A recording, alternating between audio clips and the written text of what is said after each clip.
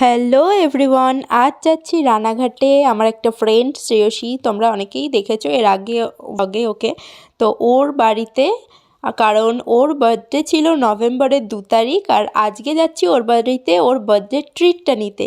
আর সেখানে আমার আরও একটা ফ্রেন্ড ছিল সুস্মিতা, ও চলে এসেছে। আর ঢুকতে ঢুকতেই আমাকে বলছে ওর রিসেন্ট বিয়ে হয়েছে আর ওর বিয়েতে আমি যেতে পারিনি। তো ও ঢুকতে ঢুকতেই আমাকে সেটাই বলছে, কেন তুই আমার বিয়েতে যাসনি। তারপর ওকে গিফট দেওয়া হলো, আর ও খুব লজ্জা পায়, ক্যামেরা দেখলেই লজ্জা পায়, কোনো কথাই বলে না। তো ও এখন গিফট আনবক্সিং করতে বসেছে, আর আমার গিফটটা খোলার সময় আমি ভিডিওই করিনি। এটা ছিল সুস্মিতার গিফট, খুব সুন্দর একটা ল্যাম্পশেড দিয়েছে ও।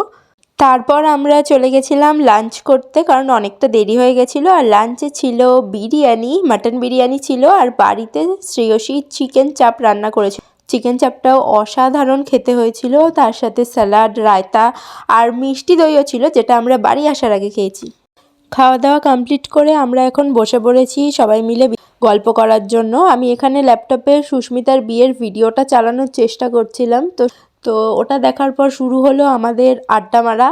সেই গল্প করতে করতে দুপুর থেকে কখন সন্ধে হয়ে গেছে আমরা কেউ টের পাইনি, তবু আমাদের গল্প শেষ হয়নি, মানে গল্প ফোরায় না কিছুতেই। তারপর তিনজনা মিলে কিছু ছবি তুললাম, মিষ্টি দই খেলাম, আর এইভাবেই একটা সুন্দর দিন কাটিয়ে ফিরলাম বাড়ি। আজকের মতো ব্লগটা এইটুকুই। ভালো লাগলে একটা লাইক করে দিও। বাই।